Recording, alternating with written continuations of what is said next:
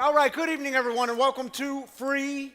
I'm Ryan. I'm the lead pastor and executive director here. This is Carrie. She is the associate executive director here. Welcome to all of you. Welcome to all of you joining us online, whether you're joining us from Facebook or YouTube, or maybe it's later this week because you are joining us later in the week. Actually, Littleton United Methodist Church, we met with them this week. They're building a little community just down the street. And I believe y'all are joining us on Thursday morning. So happy Thursday morning to you. Glad you're here, part of this community. All right, y'all. This is a community for addicts, loved ones of addicts, and spiritual refugees. And what we do here is break the silence of addiction while creating space for healing, recovery, and spiritual connection. And there's always one thing you don't do. We don't do. If you're new with us, you'll learn this very quickly. Because y'all are going to shout it out on the count of three, the thing we don't do. 1, 2, 3. We don't do shame. But there's some other things coming up, like in the near future, that Carrie's going to tell you all about. We have lots coming up in the near future, but before we get there, if tonight is your first night, welcome. We would love to get connected with you just outside of these doors after service. Connect with one of our volunteers, either someone who's wearing a lanyard or a staff member, and would be happy to get you a welcome bag. Inside the welcome bag, you'll find some fresh roasted Wagon coffee from the extraordinary Tammy Kennedy and her team at Wagon Coffee, as well as some free swag. Also, I think the most important thing in that bag is the meeting schedule. And if you flip that over on the back, you'll find a QR code. If you scan that QR code, you'll go to our link tree and you'll find all the different ways to get connected. You can download our app there.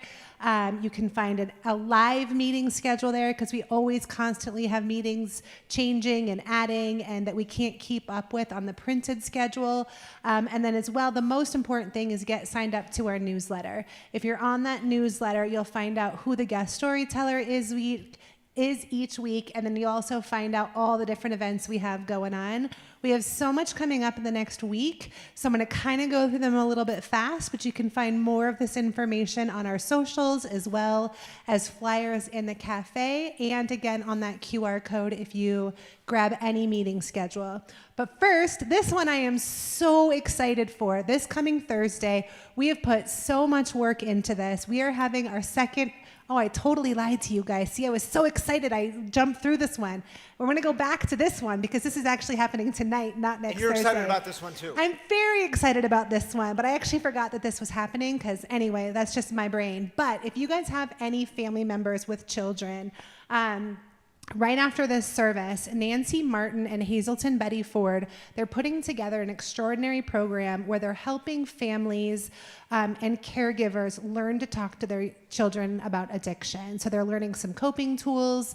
There's free food provided. There is no cost to attend. It's just after service in the big room.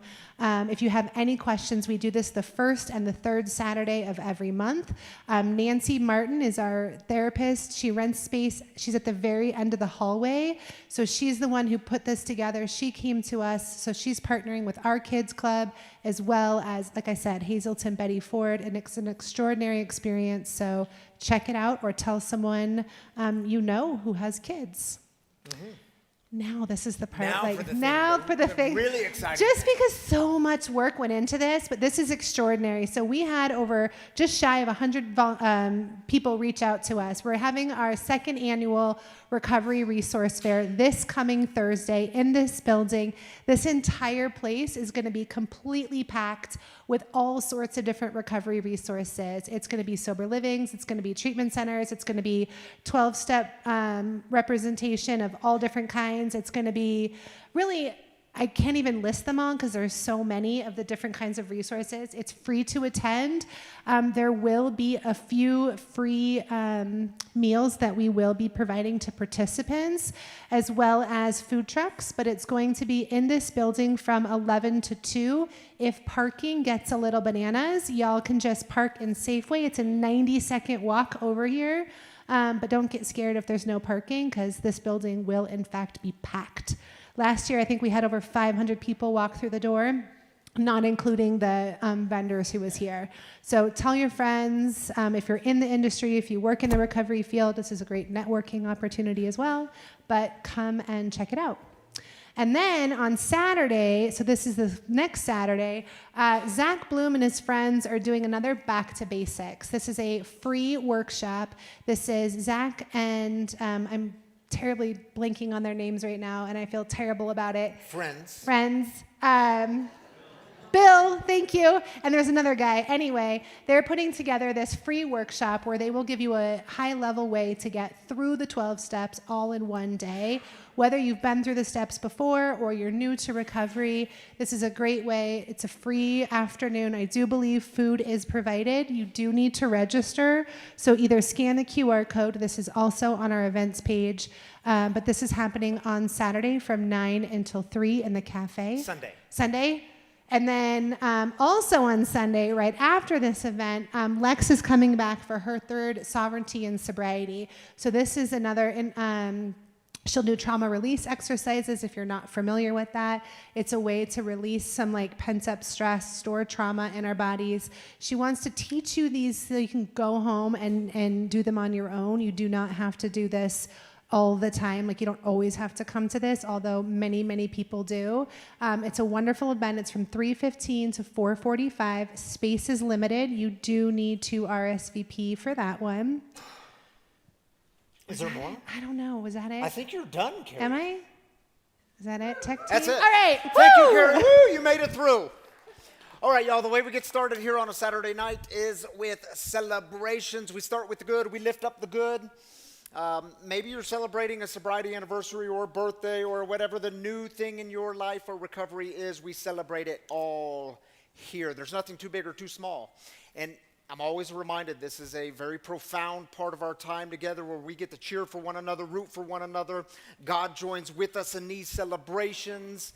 If you're online, drop your celebrations in the YouTube comments or the Facebook comments. We'll join with you there. Tyler is back in the house all the way from Destin, Florida. Tyler will have a mic on this side. You might remember Tyler. He volunteered for many months in our cafe, so he was always in the cafe, but he left us. We're not bummed out about that. He's back for this week. Josh will be on this side. Just raise up your hand.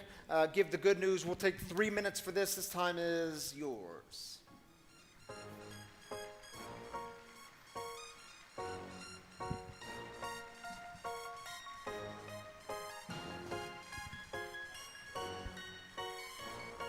Oh, is it turned on, Tyler? There you go. Hi, I'm Craig. I'm celebrating 10 months of sobriety today. Way to go, Craig. Glad you're here, dude.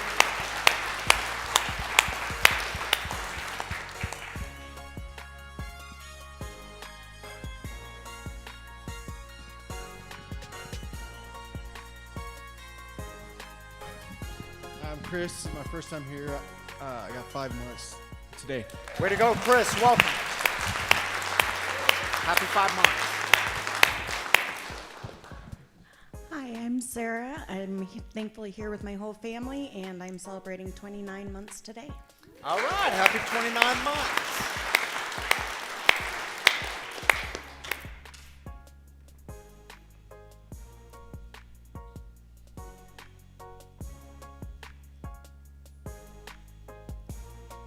Others, you don't got to be bashful, big or small. I'll break up the silence here. Tyler celebrated on Tuesday 2 years of sobriety, and about 2 weeks ago celebrated 6 months with my girlfriend Jamie. All right, way to go, Tyler.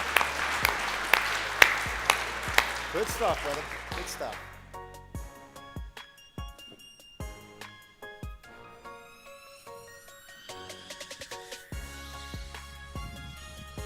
Letitia, and it's my first time here, and I'm celebrating 2 weeks sober. All right, Tisha, glad you're here. Happy 2 weeks. I'm Michael. This month, my partner and I have 4 years in Recovering Couples Anonymous. All right, happy 4 years to y'all, Michael.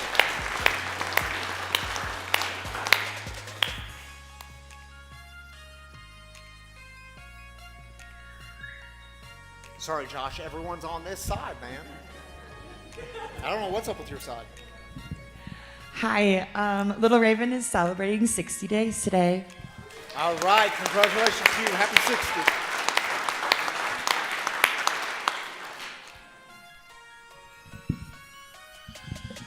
Hi, my name is Darren. I just celebrated 4,444 days of recovery. 4, 4, 4, 4. Way to go, Dave.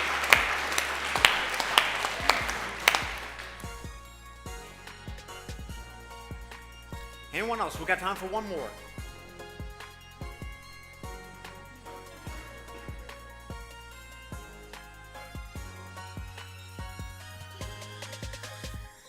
All right, thank you, Josh and Tyler. Josh, you want to join me up here, dude? Yes, sir. Online celebrations. Ooh. All right, dude. I should stand up here because you're taller than me. we gotta be equals around here, you know. We got the memo on the shirt. All right, I'll go first. You want the first one? Sure thing. Mike Filling? I'm celebrating that my nurse has her second child. Niece. Second child on the way in late September. I get to be Uncle Mike again. All right, way to go, Uncle Mike. Congratulations. Celebrating Talia, yes, celebrating 444 days clean and sober today. Something's up with the floors. Good job. Way to go, congratulations. Look up that angel number. Austin Browning, celebrating my wife Jess being 17 weeks pregnant today. All right, Austin and Jess, congratulations to you. Beautiful. Is it mine? Yeah, because you did the last one. Yes. Jennifer says, hi, Free, glad to be here. We are celebrating Ash here with me. She just hit 90 days this week. She also received the best news possible regarding legal issues due to her great strides in sobriety. I also just celebrated 25 months clean. Congratulations to you all, Jennifer and Ash. Glad y'all are here tonight.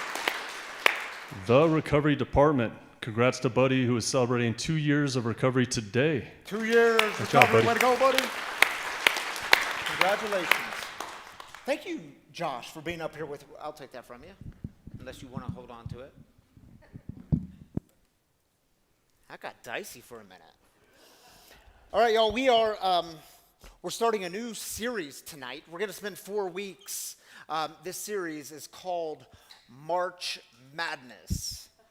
Some of y'all know something about March Madness. March Madness, when everything's on the line.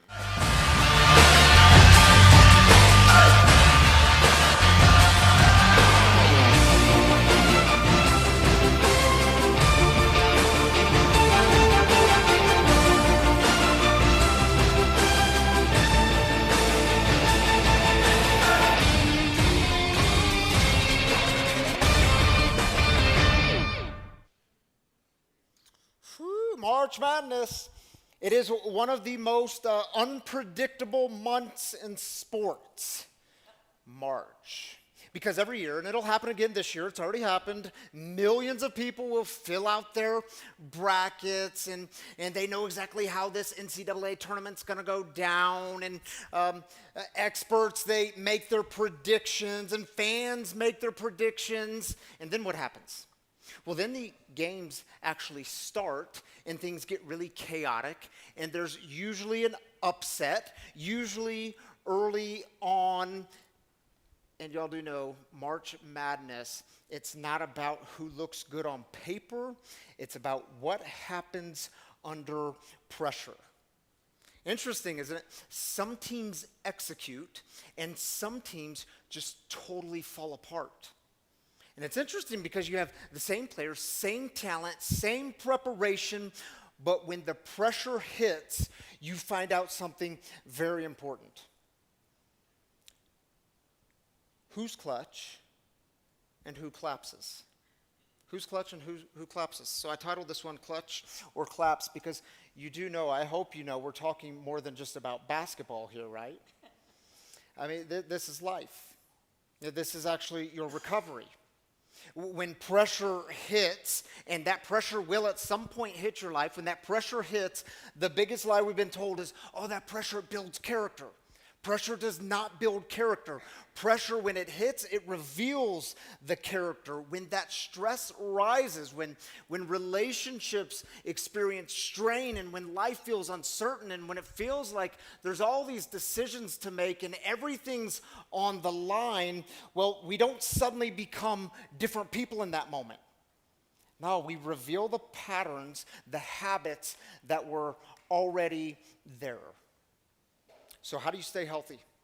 How do you stay healthy when the pressure is high? When life gets hard? When relationships strain? When someone you love relapses? When life or criticism hits in your life? What do you do? In those high-stake moments, will you be clutch or will you collapse? Because the truth is, whatever is unhealed in you, in those moments, those unhealed places will start to run the game, and you will keep getting disastrous results. And y'all, here's what I know. In every community, we're not totally unique, but in every community, but especially this one, in a community filled with addicts and loved ones of addicts and spiritual refugees, well, we enter the game, we come into the game with some things.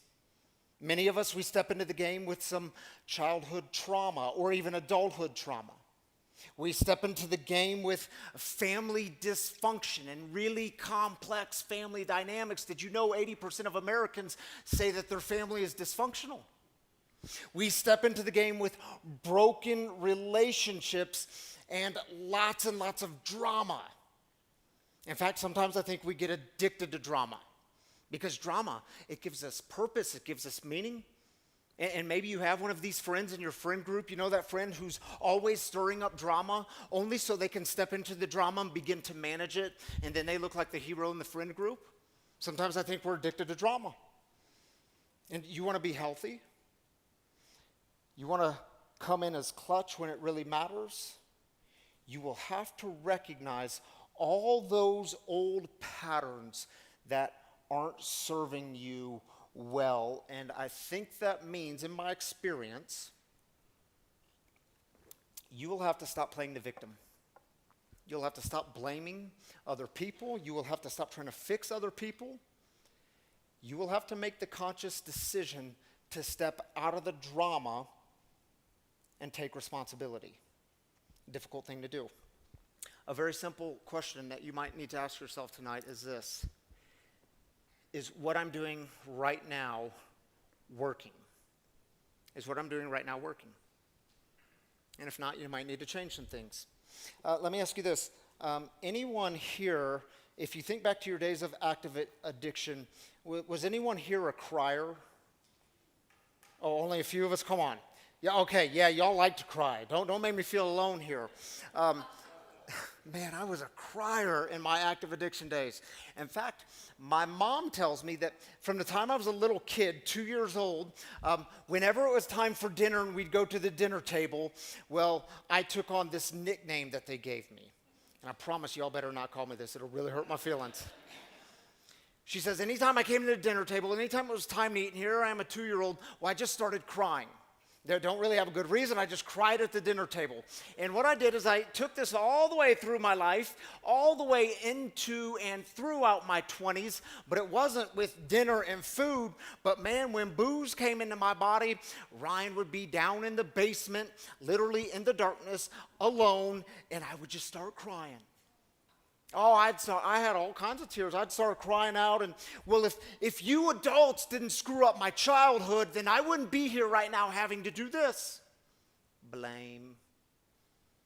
If you would have just gotten your shit together, then you would still be here, and I wouldn't have to be here in this position drinking the way I am, and blame. And y'all do know we can do a good job at it in active recovery, too. I mean, be careful, because on your days where you are what we might say spiritually unfit, on your worst days, how often do we look out and say, well, if you would just do this, then I could do this. Or if you would stop doing this behavior, this addiction, or whatever it is, if you would stop doing this, then I could go on and have a good life, but you won't stop and it's ruining my life. How often do we do it? Very simple question you might need to ask yourself, is what I'm doing right now working? Anyone here heard of the Cartman drama triangle? We talked about this. It's been a while, and it's worth talking about again. The Cartman drama triangle was developed by Dr. Stephen Cartman in the 1960s. It is still widely used in psychiatry and psychology today, and it's really fascinating because what this triangle gives us, we can throw it on the screen. What Cartman gave us was these roles that we can take on. Do we have the image? Oh, it's on the big screen. Yeah, these roles we can take on, and it's really fascinating because he talks about how we can go from each role very quickly, and sometimes we can take on each of these roles all at the same time, and we just keep moving from one role to another, and all the dysfunction, it just stays in circulation. And let's talk about some of these roles. The first one you'll see at the bottom of your screen is the victim. And it's important to notice in the Cartman drama triangle, we're not talking about actual victims here. Like abuse is a real thing. That's not what we're talking about tonight. But it's people who like to take on the role of the victim. They play into this role. Do I have any victims in the house? Oh, look at you all owning it. We don't do shame. It's all good. Yeah, what do victims? Victims, they love to try to convince themselves and all the people around them that they can't do anything. They can't really change anything within. Nothing can be done. Even though I've tried really hard, all my attempts are futile and nothing's ever going to change and I'm just the victim. And what's the victim's favorite line? Poor me. You just don't know how hard my life is, and pour me another drink. Oh, and then we get the rescuer. And I know we've got some rescuers here. Yeah, just own it. We've all been there. Yeah, what's the favorite line of the rescuer? Let me help you. I'm here to help you. I mean, this is the classic enabler. This is when the rescuer feels guilty when they're not the first ones to arrive on the scene to rescue someone else. And then what happens? Then the rescuer gets angry and they can become the persecutor. They get angry because their rescuing didn't bring about the change they were trying to bring. And now they're angry because my rescuing efforts didn't work. Yeah, the rescuer, very interesting. What do? They love to keep the victim dependent. They don't want to give the victim permission to fail. What happens with the rescuer is when they focus all their attention and energy into the victim, the one they're trying to rescue, well, I can focus all my energy on them, and then I don't have to look within. I can focus all my attention on you, and then I don't have to do any work. I don't have to look at that anxiety that keeps coming up. I can just project it all onto you, and I'm never going to take inventory and do my own work. Then you get the persecutor. Yeah, what's the persecutor say? It's all your fault. This thing is your fault. That's why we're in this bad position. It's your fault. The persecutor, be careful with this one. You can become controlling, blaming, oppressive, angry, and rigid. And when the persecutor, if the persecutor is blamed, you can become defensive. And then you switch into the role of the victim. And if you're attacked by the rescuer and or the victim may also switch and become the persecutor. And do you see how easy it is to play into all of these roles and how we can jump in and out of each role? And do you see how all the unhealth and the drama, it just stays in circulation? It just all stays there. We rescue the victim, and after we rescue the victim, we become the persecutor. And then to complicate matters, the one that we tried to rescue, they're not even grateful for our help. And I know we know nothing about this in this community of being loved ones and addicts, and we never do things like this. And how often do you hear it said? Because you become the victim, and maybe you've said this or you hear other people say it. we moan and complain, and we say things like, why does this always happen to me? Why is it happening to me again? I've been trampled on again, and you don't know how hard this is, and maybe this is just my plot in life. Maybe this is my cross to bear. And then you wonder where shame comes from. Shame loves this triangle. Shame is fostered. Self-hatred is fostered in this triangle. Have you all been in these cycles? Yeah, I've been in these cycles. I've seen these cycles. Some of y'all know that I got sober when Tammy, my wife, is she here? Is Tammy here? Oh, you are here. I forgot to tell you I was going to talk about this, but you've talked about it publicly, so I'm not breaking any confidentiality. She has, I promise you. But I got sober when Tammy was 9 months pregnant with our second baby girl, Shiloh. And do you know, right before that, like when she was 8 months pregnant, she says to me, Ryan, my fear is you're not going to be sober enough to drive me to the hospital when I go into labor, and I want you to know if that happens, I am going to call a friend to drive me to the hospital. And I said, wait a minute now, because she used to be the rescuer. Tammy was a very good rescuer for me. She held my secrets.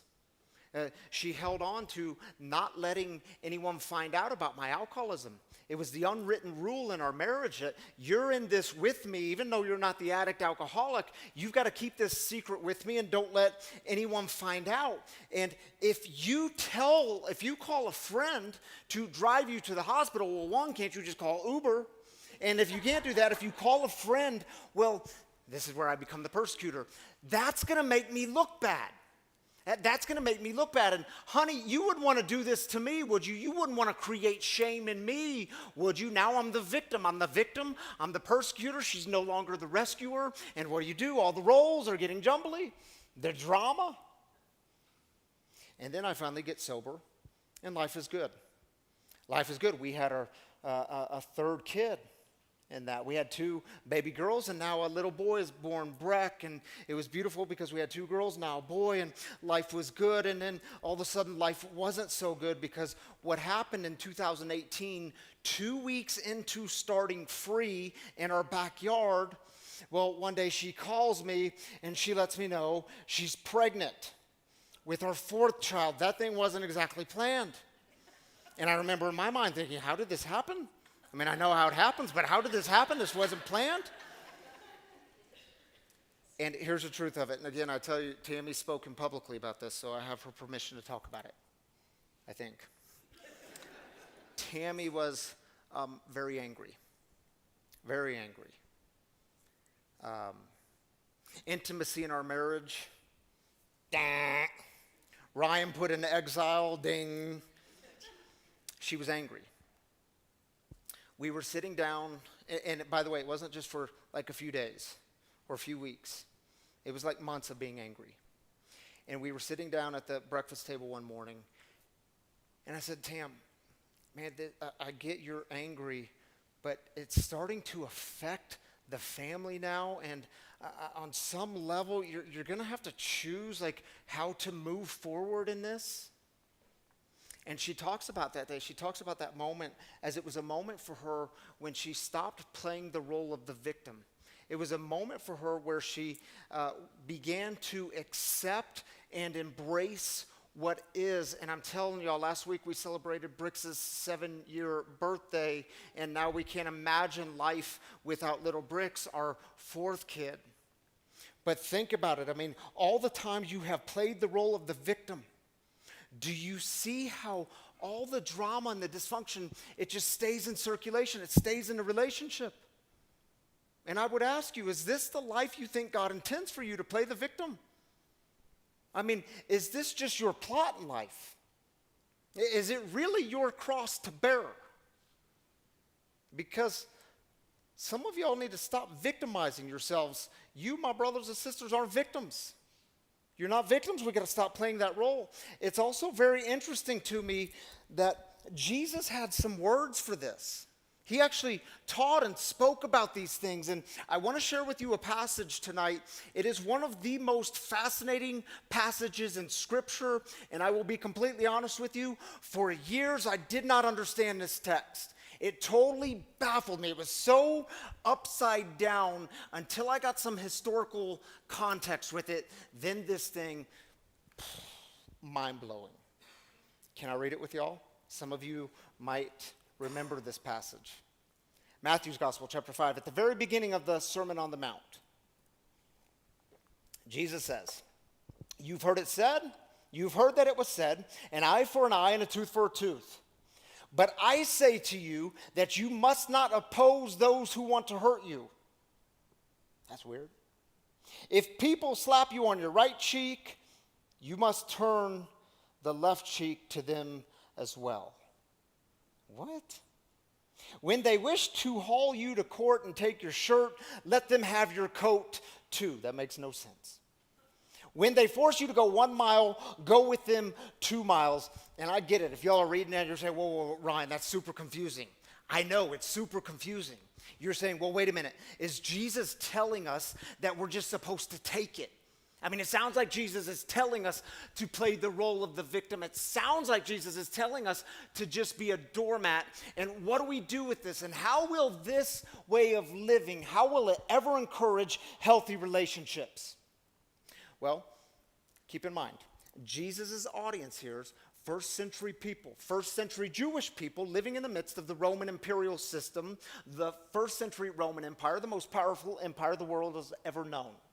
These people would have been very familiar with being dominated by those on top, power dynamics, being humiliated by them.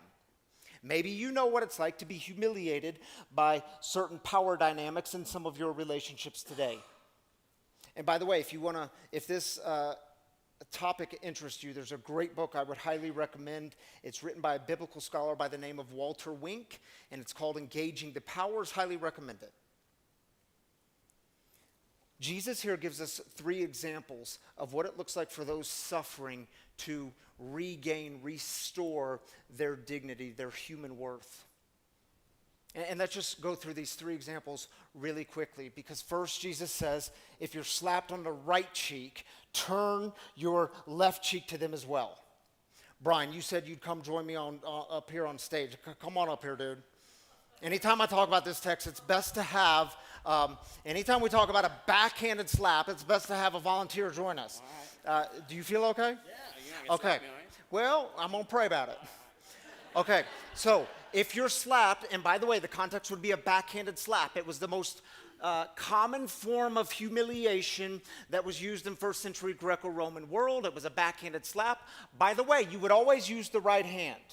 Why the right hand? You can Google it later, but the left hand was used for other things, unclean things. So you're always going to use the right hand to do the backhanded slap. Okay. Now, very common. Masters would do this to slaves. Romans would do it to Jews. So if you're my Jewish subject and I am the Roman soldier and I backhand slap with the right hand, not the left hand, I'm going to backhand slap you. No, turn and face me. Uh-huh. I'm going to backhand slap you, but I'm not really going to do it. Okay. Backhand slap him. Now, stay there. No, stay. There you go. Come on, Brian, work with me. I just backhand slapped him. Jesus, why would he say turn the other cheek? Turn the left cheek. You slap me this way. Yeah, so you got to turn that way. Now what do? I mean, I can't really do this. There ain't no power in that. I can't use my left hand because that would mean I'm unclean. And I see it. Some of you are thinking, well, Ryan, if I was up there and I was that Roman soldier, I'd just close my fist and I'd bust him up in the mouth. Okay, you can do that. But you have to understand, in first century Greco-Roman world, to close the fist and punch somebody, it's me saying to him, you are my equal. And for the Roman soldier like me, he can never be my equal. So what am I supposed to do? Do you see how I have to walk away in confusion? Why would you? Thank you, Brian. You did a great job, and I didn't even hit you, dude. Next service, maybe. Why would Jesus say turn the other cheek? Fascinating, isn't it? And how many times have you heard this of, oh, you're just supposed to be a doormat, just take it. That is absolute nonsense. It is BS with this text. No. You rob the one causing humiliation. You rob them of that power. You are saying to them, your first blow didn't work. Try again. You cannot take from me my human dignity, my human worth. Fascinating, isn't it? And then you have that second one, the second example he gives in that text. If they take your shirt, let them have your coat too. And it sounds crazy. And you have to keep in mind that this example is set in the court of law, which would have been very familiar to these first century hearers, because remember, the elite's at the top, everyone else is at the bottom. Does it sound familiar? They're at the bottom, and they would have known exactly what it was like to sink deeper into their debt, deeper into poverty, not being able to pay the debts back. And here Jesus says, if you get hauled off to court, if they sue you, well, when they take your shirt, you give them your coat too. Why would Jesus say this? Because if they've already taken your undergarments and now they want your outer garments, do you see, now you are buck naked. Now you are running out of that courtroom buck naked, and as you would say to them, what do y'all want? You've already taken everything. You've taken my clothes. You've taken my dignity. You've tried. What do you want? You want my life? By the way, in early Judaism, nakedness was very taboo. But the ones in wrongdoing, it wasn't the naked party, it was the ones viewing the nakedness. Why would Jesus say to do this? What's he doing here? He's exposing the injustice. He's exposing the dysfunction. He is inviting them, maybe inviting you, to step out of that system, to restore your humanity, restore your dignity. And then you get the last example. Jesus says when they force you to go 1 mile, go with them 2 miles. That sounds crazy. Keep in mind, this example is drawn from Greco-Roman laws limiting the amount of labor that a Roman soldier could impress upon their subjects.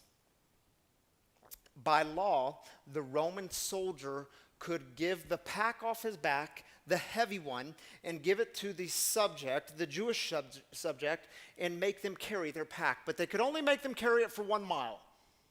If they carried it more, they were in violation of the law. Why does Jesus say go the 2nd mile? I mean, can you imagine this scenario? You get to mile 2 and the Roman soldier says to the subject, all right, I want my backpack back. No, I'm good. I'm going to go 2nd mile. No, dude, you can't do that. You're going to get me in trouble. I'm violating the law. Give me my pack back. Do you see how it's never about playing the victim? It is never you being victimized. It's always about restoring the dignity. And y'all, I would tell you to be very careful when following this Jesus stuff, because you will constantly be invited to do the inner work of maintaining your peace, doing the inner work of keeping your humanity. And you say, well, man, I just want to be healthy. When everything's on the line, and with my loved ones battling addiction, and with my own recovery, I just want to be healthy when the moment really matters so I can rise to the occasion. And is what you're doing right now working? Because you do know you can't fix them, whoever the them is. You can't control them, but you do not have to be victims to your circumstances. And I get it, y'all. Some of you are dealing with really serious and heavy situations and decisions and relationships, and your body just kind of stays in this anxious state. And you lay your head down on your pillow at night, and you just start replaying all those old conversations. And if you're gonna be healthy, well, some things have to change. Which I think means, in my experience, you're gonna have to stop wishing for a different past. You're gonna have to stop wishing that that parent or that caregiver would have given you something that they weren't able to give you because of their own unhealed wounds. You're going to have to stop wishing and waiting for someone else to change. You're going to have to take an honest look at your life and your role. For those of you that say, I just don't know why so much dysfunction is around me. Well, you're going to have to look at an honest role. Like, what's your role in this thing? Do you have a role in it? Some things will have to change. And see, when we do that, then you get to decide something very powerful. You get to say, not playing that role anymore.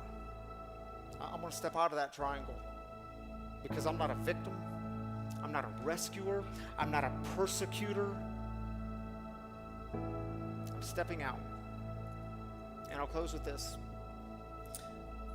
There's a New Testament author who wrote a letter called 2 Timothy. And he said to his people in one line, he said, "For God has not given us a spirit of fear, but of power, love, and self-control." And do you believe that? Do you believe that you weren't created to stay in all that fear and all the dysfunction and all the drama? That God gave you power. God gave you love. God actually gave you the ability to live with some self-control. Because when everything's on the line, healthy people don't play in the triangle. They take responsibility. So here's what we're going to do. We're going to hear a song together. This song, many songs when I got sober helped me get sober and helped me in early recovery, but none more than this song. And I realized after this song, so some of you might approach me and say, "I didn't appreciate that." That's okay, because I would remind you what I love about this community. Last week we played like a praise and worship song, Oceans and You Make Me Brave, and this week we're allowed to play some Eminem. Like I said, this song, more than any other song, man, I would turn this one on when I was so afraid of getting sober, when I was so afraid of stepping out of those old roles. Man, I'd turn this song on all the way up, put it in the earbuds, and I would just go run down the trails. So this song is called Not Afraid by Eminem.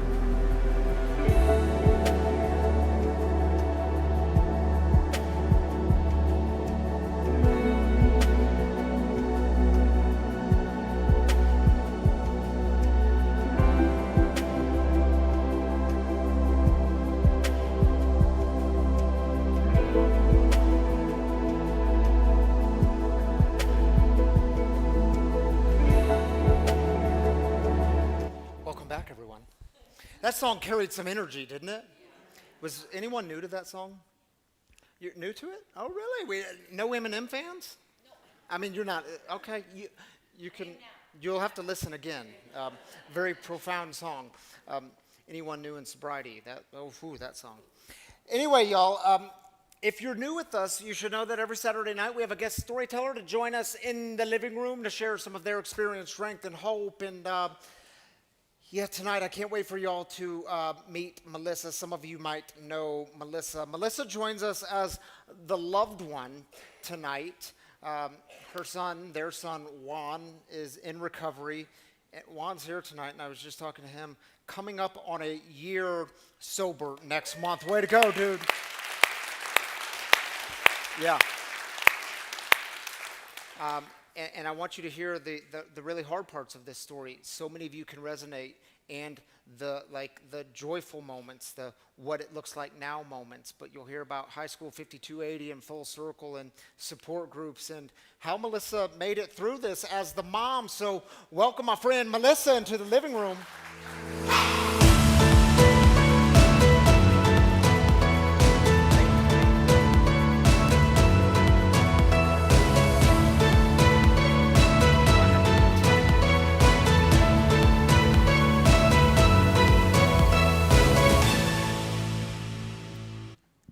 All right, Melissa, thank you for joining us tonight. So we'll start here. I did turn your mic on. Let's see. Yes, you did. You're on. Okay. So your son is 18 years old. He is. Coming up, 11 months sober, coming up on that year mark. That's right. And you told me when I was asking just some of the backstory that it was around the age of 12. When he was 12 that he began experimenting. 15, you and your husband realized, wait a minute, this is more serious than we thought. This is a problem. And he graduated from 52 High School, Cornerstone, Full Circle. You were in a support group. But before we get to all that, I want to ask you, any moms in the room dealing with this, what was it like for you as the mom when you realized at that moment of, okay, this is not just experimentation, this is something more serious? What was that moment like for you? So I think there were various moments where we realized that things were going to be extremely difficult and that Juan was struggling. But we always thought, there were many where we thought like, oh God, this is bad, but we got it. And we thought that, we realized, we addressed it, and he's responding. But I think there was a particular moment when he told us, I need help. He said to us, I need help. And what it was like for me was this just surge of the rescuer. Yeah. that was quite a good topic there. But this surge of, I will fix this. I will save my child. I will make this okay. I have to. Yeah. And so did fear set in? Was it a fearful how did we get here? Yeah, there was definitely fear. There's always fear seeing your child suffering and struggling, and the fear for me in that particular moment was that I had to travel. I was leaving. I occasionally travel for my work, and it seemed like in these moments where there's a tough, a couple times where there's a tough moment, I'm traveling. And so that was terrifying, was leaving right after that. I remember walking through DIA, literally walking to the gate where my plane was going to take off, not sure I was going to get on that plane until I actually did. And it turned out it was very, very much the right thing. My husband handled things without me much better than he would have if I had been there So interfering and trying to handle rescue. things without you in the picture. It's so hard to believe, but yeah. So. Okay, so then you all as a family made the decision we're going to put him in 5280. Was he on board with this? So that came much later. Okay. This was a summer. It was right before a summer, so we didn't have to. So he didn't have to go back really to school. We had a summer where he pretty much just stayed with us and spent time with us and spent time with his dad in his dad's shop. His dad's a mechanic, and so he went to his dad's shop. And he did really well that summer. He absolutely did really well. He got sober. He had, I think, 10 clean drug tests and did well. And then got back to school, where immediately, schools are not safe places here now. So. Yeah. In fact, we were our 15-year-old. Both my daughters are here, and we were talking about this last night about schools and what young people go through today in the school systems, and I know you enlightened me to a lot of that too. But I want to focus more on you now. Because you said support groups changed your life.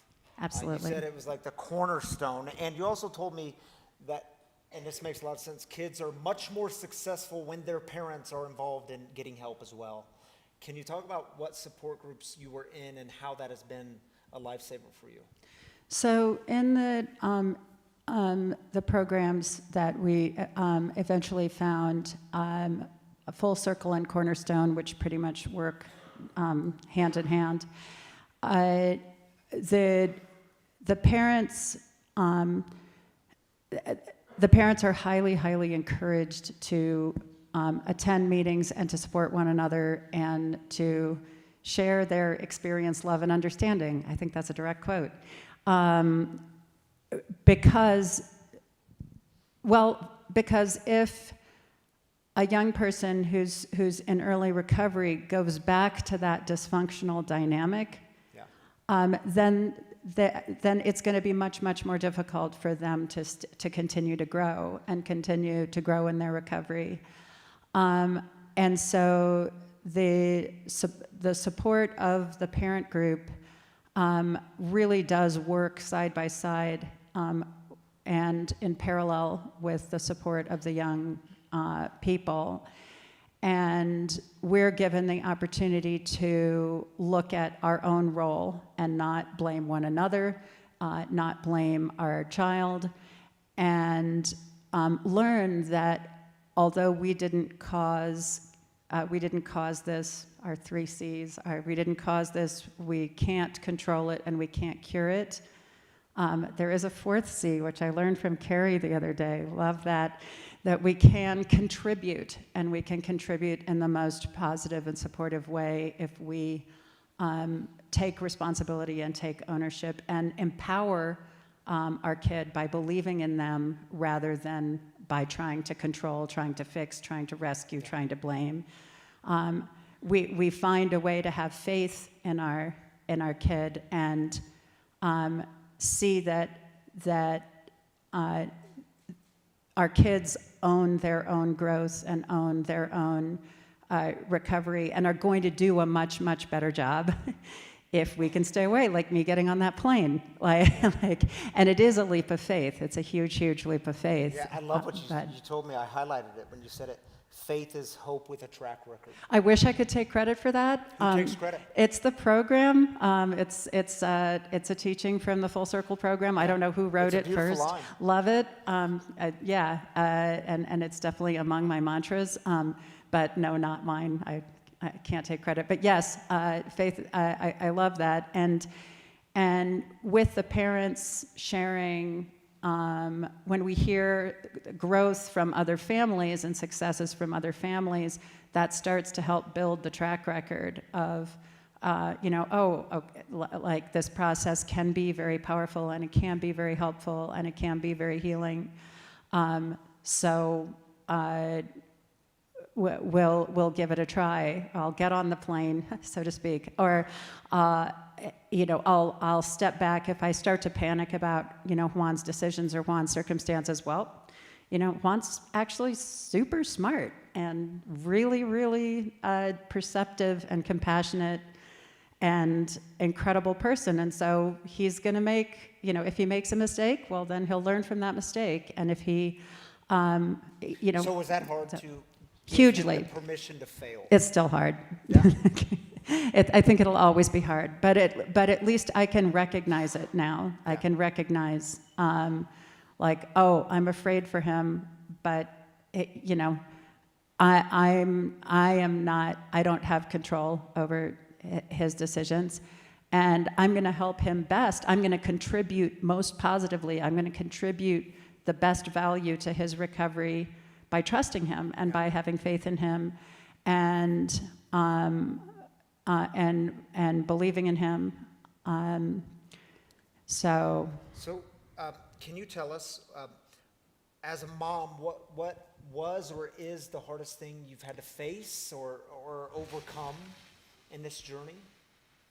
I think it is, exactly, what we were touching on, which is that I don't have control. I can't fix anything really. And in that moment, when you asked me about the moment when we realized how difficult his struggle was, when I had this surge of I am going to fix this, that's an illusion, a complete illusion, that I can fix it. That's been, and it's still difficult. And tell them what the spiritual journey looks like for you today. What's the spiritual path look like? Because you dropped this beautiful line on me. You said, I love Jesus and I love astrology. That's right. What do you mean by that? Well, both. It's hard to profile me, I guess, in terms of a spiritual path.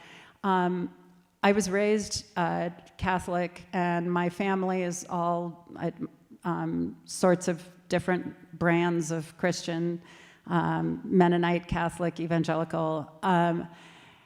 And I moved away from that path when I was in high school. And learned, studied, immersed myself in sort of a more Eastern approach. I spent a lot of time, many years in my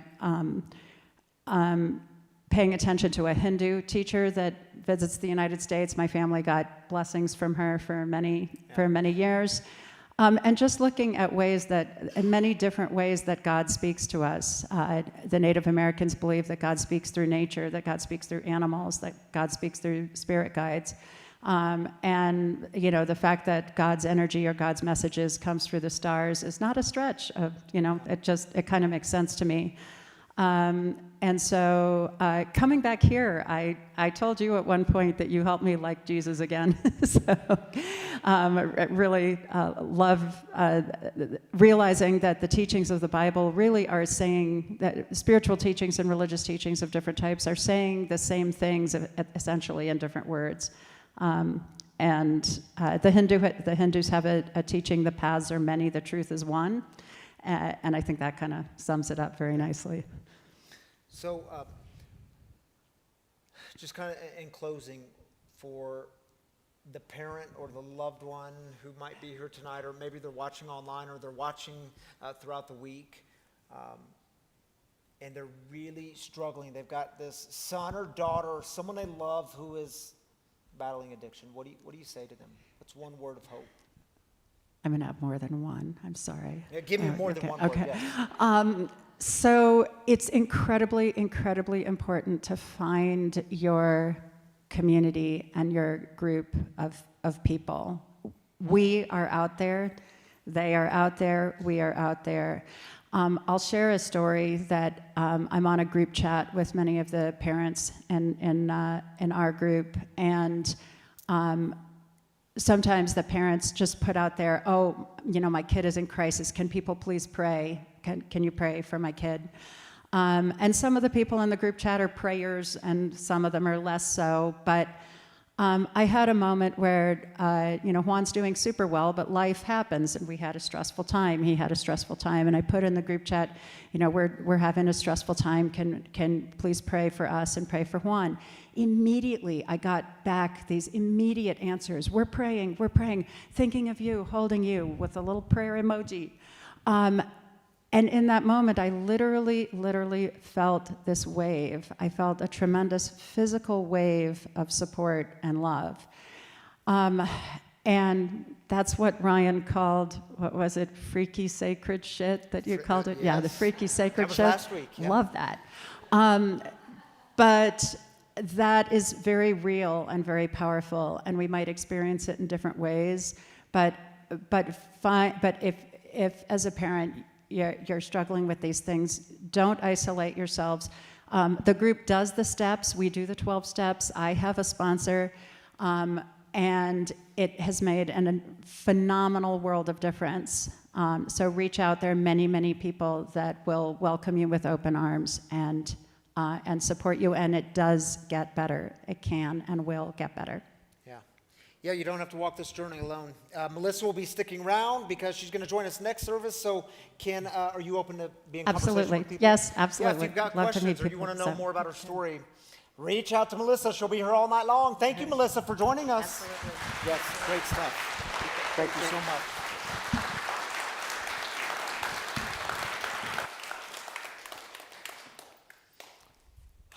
Yeah, we get to do this together.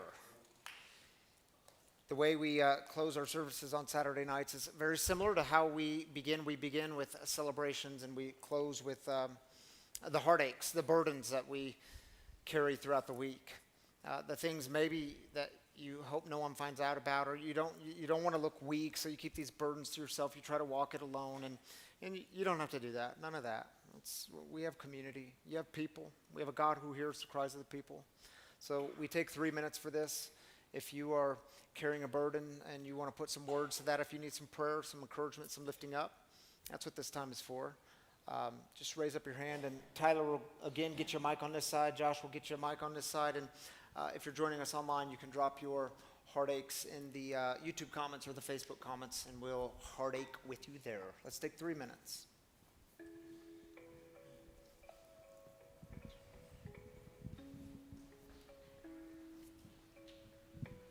Hi, I'm Sarah. I just wanted some prayers. I feel like I've been in victim mode, so just maybe some prayers for me. Thanks. Prayers for you, Sarah. Glad you're here. I'm Sheila, and I heard earlier this week from a cousin, that one of my favorite cousins, a month younger than me, passed away. He'd been a recluse for many years. I've tried to see him, but he's been shut in and isolated. And when I tried to reach out to his sister, found out that she's already passed away. And so just a sad time. And also think that a dear friend from one of the 12-step meetings saw something on Facebook that looks like he passed away. So lots of prayers, please. Yeah, prayers for all that you mentioned and the family too, and you.